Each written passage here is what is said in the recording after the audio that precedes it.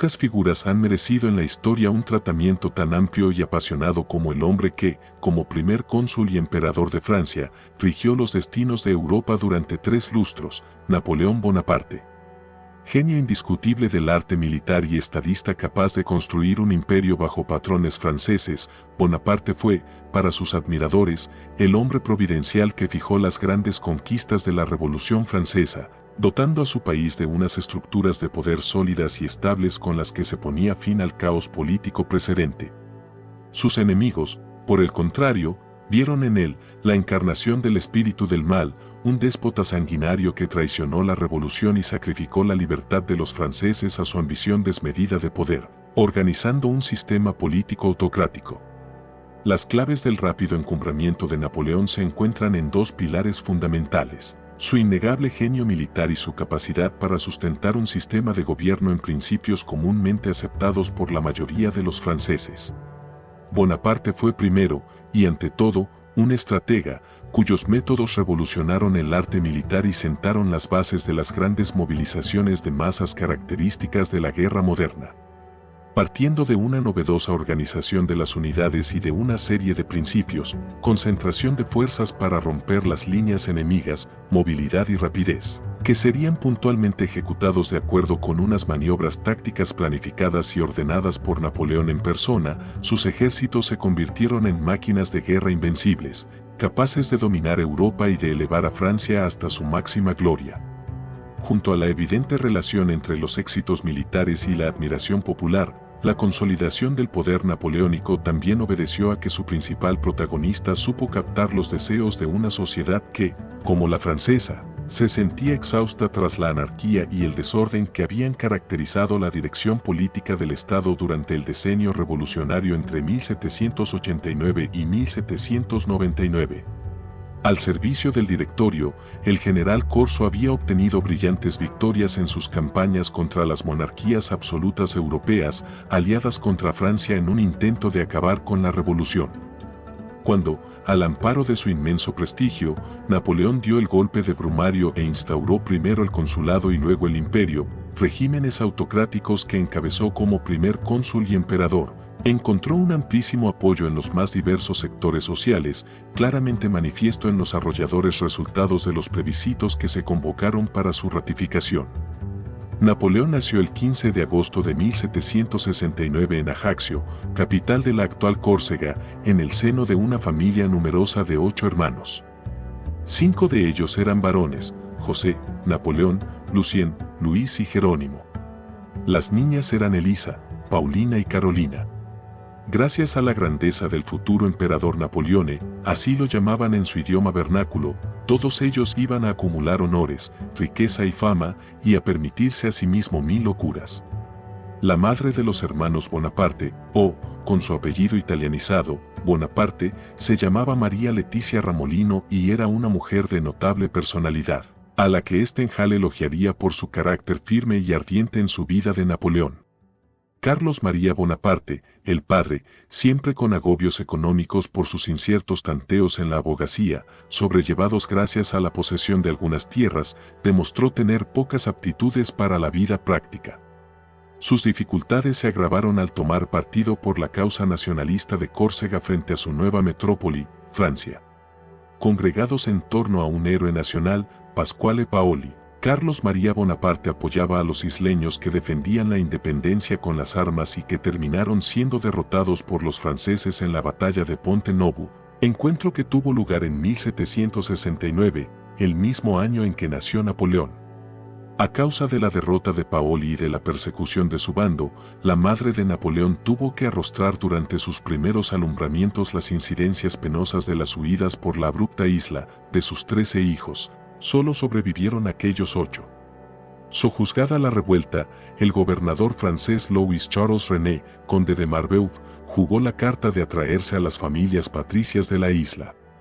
Carlos María Bonaparte, que religaba sus ínfulas de pertenencia a la pequeña nobleza con unos antepasados en Toscana, aprovechó la oportunidad. Viajó con una recomendación de Marbeuf hacia la metrópoli para acreditar su hidalguía y logró que sus 2 hijos mayores, José y Napoleón, entraran en calidad de becarios en el colegio de Autun. Los méritos escolares de Napoleón en matemáticas, a las que fue muy aficionado y que llegaron a constituir en él una especie de segunda naturaleza, facilitaron su ingreso en la Escuela Militar de Brienne. De allí salió a los 17 años con el nombramiento de subteniente y un destino de guarnición en la ciudad de Valencia. En aquellos años, el muchacho presentaba un aspecto semisalvaje y apenas hablaba otra cosa que no fuera el dialecto de su añorada isla. Sus compañeros, hijos de la aristocracia francesa, veían en él a un extranjero raro y mal vestido, al que hacían blanco de toda clase de burlas. No obstante, su carácter indómito y violento imponía respeto tanto a sus camaradas como a sus profesores. Lo que más llamaba la atención era su temperamento y su tenacidad. Uno de sus maestros en Brienne diría de él: "Este muchacho está hecho de granito y además tiene un volcán en su interior". Al poco tiempo sobrevino el fallecimiento del padre y, por este motivo, el traslado de Napoleón a Córcega y la baja temporal en el servicio activo. Su agitada etapa juvenil discurrió entre idas y venidas a Francia, nuevos acantonamientos con la tropa, la vorágine de la Revolución Francesa y los conflictos independentistas de Córcega. En el agitado enfrentamiento de las banderías insulares, Napoleón se creó enemigos irreconciliables, entre ellos el mismo Pasquale Paoli. El líder independentista había sido amnistiado en 1791 y nombrado gobernador de la ciudad corsa de Bastia. 2 años después, sin embargo, rompería con la convención republicana y proclamaría la independencia, mientras el entonces joven oficial Napoleón Bonaparte se decantaba por las facciones afrancesadas. La desconfianza hacia los paolistas en la familia Bonaparte se había ido trocando en furiosa animadversión. Napoleón se alzó mediante intrigas con la jefatura de la milicia y quiso ametrallar a sus adversarios en las calles de Ajaccio. Pero fracasó y tuvo que huir con los suyos, para escapar al incendio de su casa y a una muerte casi segura a manos de sus enfurecidos compatriotas. Instalado con su madre y sus hermanos en Marsella, malvivió entre grandes penurias económicas que en algunos momentos rozaron el filo de la miseria. El horizonte de las disponibilidades familiares solía terminar en las casas de empeños, pero los Bonaparte no carecían de coraje ni recursos. María Leticia Ramolino, la madre, se convirtió en amante de un comerciante acomodado, François Cléry. El hermano mayor, José Bonaparte, se casó con una hija del mercader, Marie-Julie Clary. El noviazgo de Napoleón con otra hija, Désirée Cléry, no prosperó. Con todo, las estrecheces solo empezaron a remitir cuando un hermano de Robespierre, Agustín, le deparó su protección. Napoleón consiguió reincorporarse a filas con el grado de capitán y adquirió un amplio renombre con ocasión del asedio a la base naval de Tolón, donde logró sofocar una sublevación contrarrevolucionaria apoyada por los ingleses. Suyo fue el plan de asalto propuesto a unos inexperimentados generales, basado en una inteligente distribución de la artillería y también la ejecución y el rotundo éxito final. En reconocimiento a sus méritos fue ascendido a general de brigada, se le destinó a la comandancia general de artillería en el ejército de Italia y viajó en misión especial a Génova.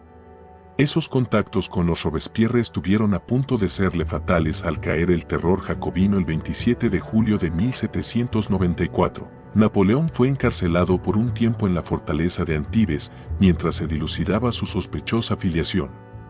Liberado por mediación de otro corso, el comisario de la Convención Salicetti, el joven Napoleón, con 24 años y sin oficio ni beneficio, volvió a empezar en París, como si partiera de cero. Encontró un hueco en la sección topográfica del Departamento de Operaciones. Además de las tareas propiamente técnicas, efectuadas entre mapas, informes y secretos militares, esta oficina posibilitaba el trato directo con las altas autoridades civiles que la supervisaban. Y a través de dichas autoridades podía accederse a los salones donde las maquinaciones políticas y las especulaciones financieras, en el turbio esplendor que había sucedido al implacable moralismo de Robespierre, se entremezclaban con las lides amorosas y la nostalgia por los usos del antiguo régimen. Allí encontró Napoleón a una refinada viuda de reputación tan brillante como equívoca, Josefina de Beauharnais, quien colmó también su vacío sentimental.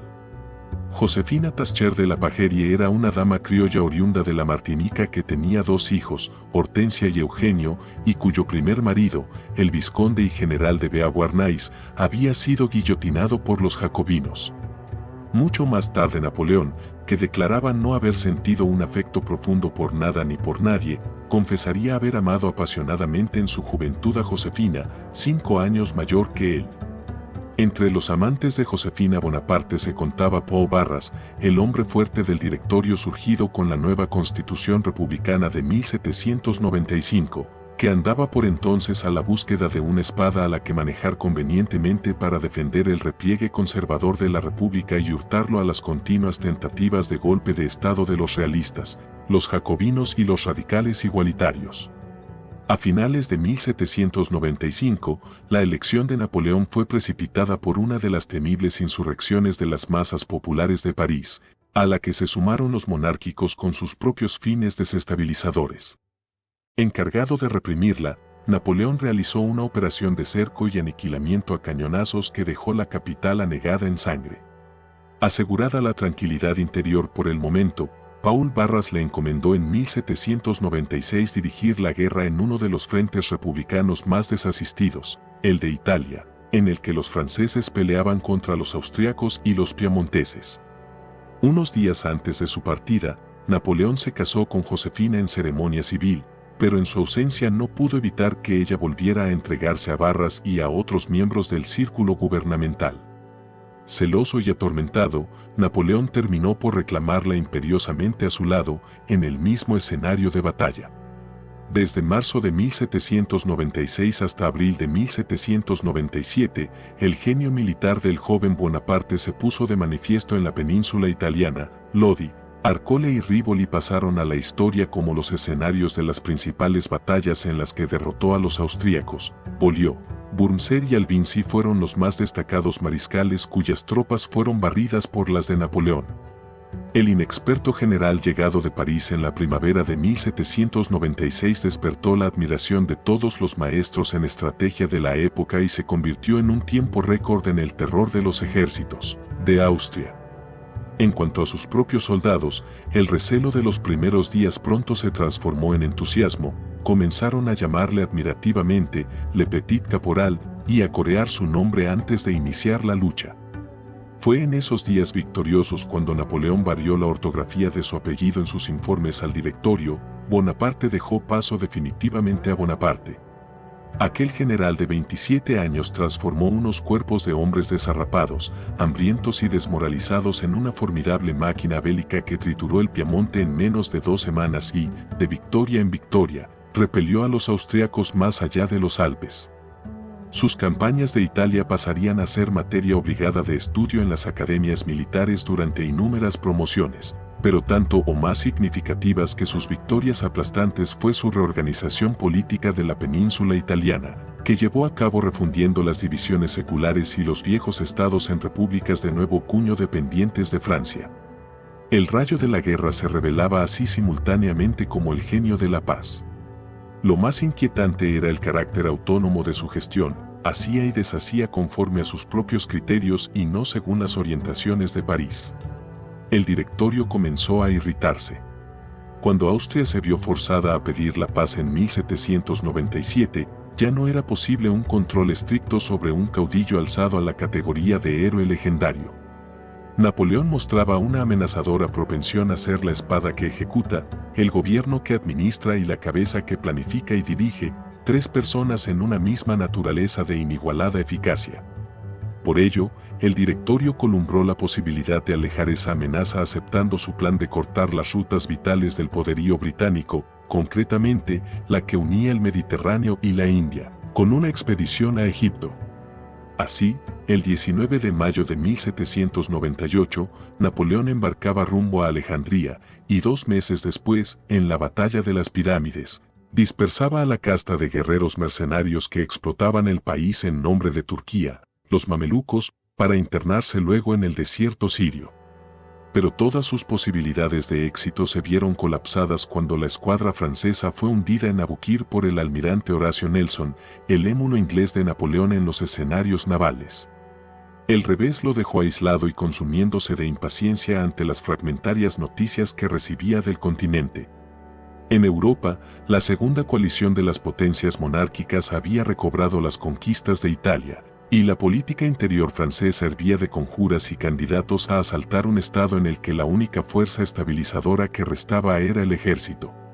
Finalmente, Napoleón se decidió a regresar a Francia en el primer barco que pudo sustraerse al bloqueo de Nauzen. Nadie se atrevió a juzgarle por deserción y abandono de sus tropas, recaló de paso en su isla natal y repitió una vez más el trayecto de Córcega a París, ahora como héroe indiscutido.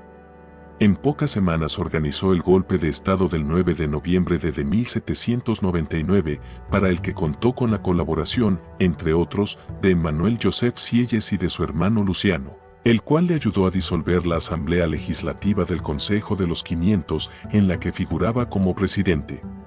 El golpe barrió al Directorio, a su antiguo protector Paul Barras, al Consejo de Ancianos, a los últimos clubes revolucionarios y a todos los poderes existentes, e instauró el consulado, un gobierno provisional compartido en teoría por 3 titulares, pero en realidad cobertura de su régimen autocrático, sancionado por la nueva Constitución napoleónica del año 1800.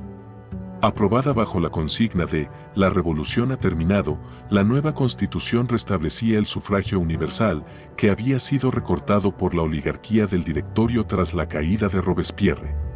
En la práctica, calculados mecanismos institucionales cegaban los cauces efectivos de participación real a los electores, a cambio de darles la libertad de ratificar los hechos consumados en entusiásticos plebiscitos. El que validó la ascensión de Napoleón a primer cónsul al cesar la provisionalidad arrojó menos de 2000 votos negativos entre varios millones de papeletas. El consulado terminó con una larga etapa de anarquía y desórdenes. En cuanto tuvo todo el poder en sus manos, Napoleón demostró que no era solamente un general audaz, preocupado por manipular mediante la diplomacia o la guerra los complejos resortes de la política internacional, sino que también estaba interesado por procurar bienestar a sus súbditos y podía actuar como un brillante legislador y administrador. En los años inmediatamente posteriores a su proclamación como cónsul, la obra de reforma, recuperación y reparación que realizó fue espectacular y admirable. Bonaparte introdujo cambios en la administración, dando a Francia instituciones que han llegado hasta hoy, como el Consejo de Estado, las prefecturas y la organización judicial. Acabó con las guerras civiles que asolaban la zona oeste del país e instauró una política financiera eficaz que permitió poner fin al déficit acumulado durante la Revolución. A estos logros en el interior se sumaron nuevos éxitos en el exterior. El 14 de junio de 1800 volvió a hacer un derroche de su genialidad como militar al aplastar de nuevo a los austríacos en la renombrada batalla de Marengo, obligándolos a firmar la paz de Lunéville al año siguiente. Además firmó con el Papa el Concordato de 1801, que preveía la reorganización de la Iglesia de Francia y favorecía el resurgimiento de la vida religiosa tras los desmanes cometidos en los momentos culminantes del periodo revolucionario. Napoleón no se contentó con alargar la dignidad de primer cónsul a una duración de 10 años. Apenas 2 años después, en 1802, la convirtió en vitalicia. Era poco todavía para el gran advenedizo que embriagaba a Francia de triunfos, después de haber destruido militarmente a la segunda coalición en Marengo, y emprendía una deslumbrante reconstrucción interna. La heterogénea oposición a su gobierno fue desmantelada mediante drásticas represiones a derecha e izquierda a raíz de fallidos atentados contra su persona. El castigo más ejemplarizante y amedrentador fue el arresto y ejecución, el 20 de marzo de 1804, de un príncipe emparentado con los Borbones depuestos, el duque de Enghien, acusado de participar en un complot para asesinar a Napoleón y restaurar la monarquía. El corolario de este proceso fue el ofrecimiento de la corona imperial que le hizo el Senado al día siguiente. La ceremonia de coronación se llevó a cabo el 2 de diciembre de 1804 en Notre Dame, con la asistencia del Papa Pío VII, aunque Napoleón se ciñó la corona a sí mismo y después la impuso a Josefina. El pontífice se limitó a pedir que celebrasen un matrimonio religioso, en un sencillo acto que se ocultó celosamente al público. Sus enemigos describieron toda aquella magnificencia como la entronización del gato con botas. Sus admiradores consideraron que nunca antes Francia había alcanzado mayor grandeza. Se asegura que, cuando el cortejo abandonaba la catedral majestuosamente, Napoleón, al pasar junto a su hermano Jerónimo, no pudo reprimir una sonrisa y le susurró al oído: «Si nos viera nuestro padre Bonaparte». El mismo año, una nueva constitución afirmó aún más su autoridad omnímoda. La historia de la mayor parte del imperio, entre 1804 y 1814, es una recapitulación de sus victorias sobre las monarquías europeas, aliadas en repetidas coaliciones contra Francia y promovidas en último término por la diplomacia y el oro ingleses. En la batalla de Austerlitz de 1805, Bonaparte abatió la tercera coalición. En la de Jena de 1806, anonadó al poderoso reino prusiano y pudo reorganizar todo el mapa de Alemania en torno a la Confederación del Rin, mientras que los rusos eran contenidos en Friedland. Al reincidir Austria en la quinta coalición, volvió a destrozarla en Wagram en 1809. Nada podía resistirse a su instrumento de choque, la Grande Armée, el Gran Ejército, y a su mando operativo, que, en sus propias palabras, equivalía a otro ejército invencible. Cientos de miles de cadáveres de todos los bandos pavimentaron estas glorias guerreras. Cientos de miles de soldados supervivientes y sus bien adiestrados funcionarios esparcieron por Europa los principios de la Revolución Francesa. En todas partes los derechos feudales eran abolidos junto con los 1000 particularismos económicos, aduaneros y corporativos, y se creaba un mercado único interior. Del mismo modo quedó implantada por todos los dominios del imperio la igualdad jurídica y política según el modelo del Código Civil francés, al que dio nombre. El Código de Napoleón o napoleónico se convertiría en la matriz de los derechos occidentales, excepción hecha de los anglosajones. Se secularizaban igualmente en todas partes los bienes eclesiásticos. Se establecía una administración centralizada y uniforme y se reconocía la libertad de cultos y de religión o la libertad de no tener ninguna. Con estas y otras medidas se reemplazaban las desigualdades feudales, basadas en el privilegio y el nacimiento, por las desigualdades burguesas, fundadas en el dinero y la situación en el orden productivo, y buena parte de las sociedades europeas entraban en la edad contemporánea. La obra napoleónica, que liberó fundamentalmente la fuerza de trabajo, es el sello de la victoria de la burguesía en la Revolución Francesa y puede resumirse en una de las frases del estadista Corso: si hubiera dispuesto de tiempo, muy pronto hubiese formado un solo pueblo, y cada uno, al viajar por todas partes, siempre se habría hallado en su patria común. Esta temprana visión unitarista de Europa, que es acaso la clave de la fascinación que ha ejercido su figura sobre tan diversas corrientes historiográficas y culturales, ignoraba las peculiaridades nacionales en una uniformidad supeditada por lo demás a la égida imperialista de Francia. Así, una serie de principados y reinos férreamente sujetos, mero glacis defensivo en las fronteras, fueron adjudicados a los hermanos y generales de Napoleón. El excluido fue Luciano Bonaparte, a resultas de una prolongada ruptura fraternal. A las numerosas infidelidades conyugales de Josefina durante sus campañas, por lo menos hasta los días de la ascensión al trono, apenas había correspondido Napoleón con algunas aventuras fugaces. Estas se trocaron en una relación de corte muy distinto al conocer a la condesa polaca María Waliuszka en 1806, en el transcurso de una campaña contra los rusos. El intermitente pero largamente mantenido amor con la condesa dio a Bonaparte un hijo, León. El ansia de paternidad y de rematar su obra con una legitimidad dinástica se asoció a sus cálculos políticos para decidirle a divorciarse de Josefina y a solicitar la mano de la hija de Francisco II de Austria, la archiduquesa María Luisa de Austria o de Habsburgo-Lorena, emparentada con uno de los linajes más antiguos del continente. Sin otro especial relieve que su estirpe, María Luisa de Austria cumplió lo que se esperaba del enlace al dar a luz en 1811 a Napoleón II.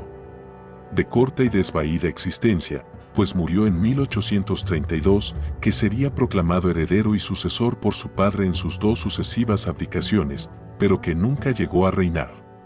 Con el tiempo, María Luisa de Austria proporcionaría al emperador una secreta amargura al no compartir su caída. En 1814 regresó con el pequeño Napoleón II al lado de sus progenitores, los Habsburgo, y en la corte vienesa se hizo amante de un general austriaco, Adam Adalbert von Neipperg, con quien contrajo matrimonio en terceras nupcias a la muerte de Napoleón. El matrimonio con María Luisa en 1810 pareció señalar el cenit napoleónico. Los únicos estados que todavía quedaban a resguardo eran Rusia y Gran Bretaña. El almirante Horacio Nelson había sentado de una vez por todas la hegemonía marítima inglesa en la batalla de Trafalgar, arruinando los proyectos del emperador. Como réplica, Napoleón había intentado asfixiar económicamente a Gran Bretaña decretando el bloqueo continental, es decir, prohibiendo el comercio entre la isla y el continente y cerrando los puertos europeos a las manufacturas británicas. A la larga, la medida resultaría no solo estéril, sino también contraproducente. Era una guerra comercial perdida de antemano, en la que todas las trincheras se mostraban inútiles por el activísimo contrabando y frente al hecho de que la industria europea, por entonces en mantillas respecto a la británica, era incapaz de surtir la demanda. Colapsada la circulación comercial, Napoleón se perfiló ante Europa como el gran estorbo económico, sobre todo cuando las restricciones mutuas se extendieron a los países neutrales. El bloqueo continental también condujo en 1808 a invadir Portugal, el satélite británico, y su llave de paso, España. Los Borbones españoles fueron desalojados del trono en beneficio de su hermano, José Bonaparte, y la dinastía portuguesa huyó a Brasil. Ambos pueblos se levantaron en armas y comenzaron una doble guerra de independencia que los dejaría destrozados para muchas décadas, pero, a la vez, obligaron a permanecer en la península a una parte de la Grande Armée y la diezmaron en una agotadora lucha de guerrillas que se extendió hasta 1814, sin contar el desgaste de las batallas a campo abierto que hubo de librar contra un moderno ejército enviado por Gran Bretaña. Por primera vez, el ejército napoleónico se mostró incapaz de controlar la situación, acostumbrados a rápidas contiendas contra tropas de mercenarios. Sus soldados no pudieron acabar con aquellos guerrilleros que peleaban en grupos reducidos y conocían a la perfección el terreno. La otra parte del ejército francés, en la que Napoleón había enrolado a contingentes de las diversas nacionalidades vencidas, fue tragada por las inmensidades rusas en la campaña de 1812 contra el zar Alejandro I. Al frente de un ejército de más de 500.000 de hombres, Napoleón se adentró en las llanuras de Polonia al tiempo que sus enemigos se replegaban a marchas forzadas, obligándole a penetrar profundamente en las estepas rusas. Tras las victorias pírricas de Smolensk y Borodino, las tropas francesas entraron en Moscú, pero Bonaparte no pudo permanecer en la ciudad a causa de la falta de víveres y el desaliento de sus soldados. La retirada fue un completo desastre, el hambre y el crudo invierno se abatieron sobre los hombres y causaron aún más estragos que el acoso selectivo a que se vieron sometidos por el ejército del zar. El 16 de diciembre, tan solo 18.000 hombres extenuados regresaban a Polonia. El emperador, cabizbajo sobre su caballo blanco, parecía una triste sombra de sí mismo. La magnitud de la catástrofe acaecida en Rusia propició que todos sus enemigos se levantasen contra él al unísono. Europa se levantó contra el dominio napoleónico y el sentimiento nacional de los pueblos se rebeló dando apoyo al desquite de las monarquías. En Francia, fatigada de la interminable tensión bélica y de una creciente opresión, la burguesía resolvió desembarazarse de su amo. El combate resolutorio de esta nueva coalición, la Sexta, se libró en Leipzig en 1813.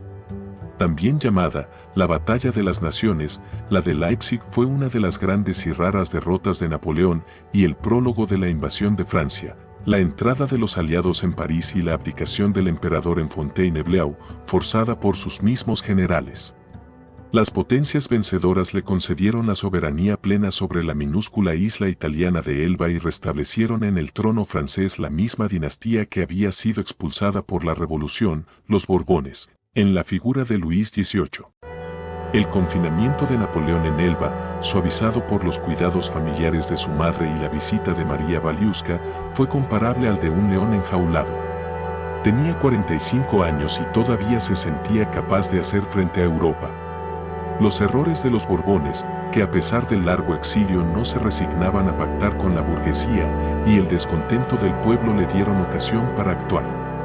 En marzo de 1815 desembarcó en Francia con solo 1.000.000 de hombres y, sin disparar un solo tiro, en un nuevo baño triunfal de multitudes, Napoleón volvió a hacerse con el poder en París. Pero muy pronto, en junio de 1815, fue completamente derrotado en la batalla de Waterloo por los vigilantes estados europeos, que no habían depuesto las armas, atentos a una posible revigorización francesa, y puesto nuevamente en la disyuntiva de abdicar. Así concluyó su segundo periodo imperial, que por su corta duración es llamado el Imperio de los 100 días. Napoleón se entregó a los ingleses, que lo deportaron a un perdido islote africano, Santa Elena, donde sucumbió lentamente a las iniquidades de un tétrico carcelero, Hudson Law.